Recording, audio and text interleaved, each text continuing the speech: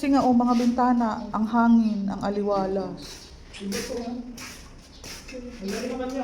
Oo. Corner. Gloomy afternoon pero tuloy pa din. Basta walang ulan, tuloy ang ating daily tripping and reservation. No hassle on my part. Huwag kang mag-alala dahil taga Pagsibol Village lang ako nakatira. Inaantay ko kayo dito para tuloy-tuloy na yung punta tayo ng community and then model house. Si Pagsibol Village, kung wala ka pang nakapanood na vlog ko about Pagsibol Village, ito po yung may parking area, malaking space sa gilid ng bahay. Kaya naman, mapapansin mo kahit model house yan, maliwanag, maaliwalas, madaming bintana. So ano ang advantage sa atin yan? Yung hangin through and through, yung init pumapasok sa loob. Ito pa po, covered ang kitchen area, malaki ang ating full toilet and bath, kasama lahat ng fixtures, may heat insulator.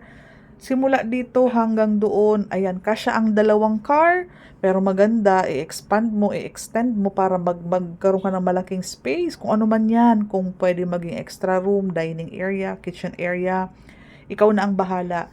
Kung ano ang nasa video, yan po ang marireceive mo upon turnover or yung pagkuha mo ng susi. Very affordable. Imagine mo po, very minimal na lang ang pwede mong igastos. Partitions, kisame tiles, okay na okay na. 'Di ba po?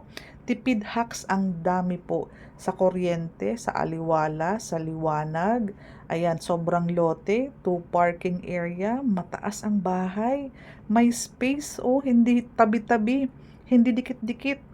Lifetime mong ma-enjoy yung mga bintana sa gilid ng bahay mo dahil tayo ay hindi townhouse. Ayan.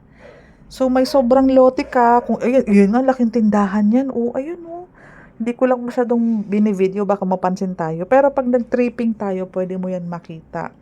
Hindi naman mahigpit. Ayan, oh, ang laking tindahan, di ba? Nasa bungad, nasa corner. Ayan. So, ito, pag malaki kasi ang lot area, less na ang chance na lumipat ka in 10 years time.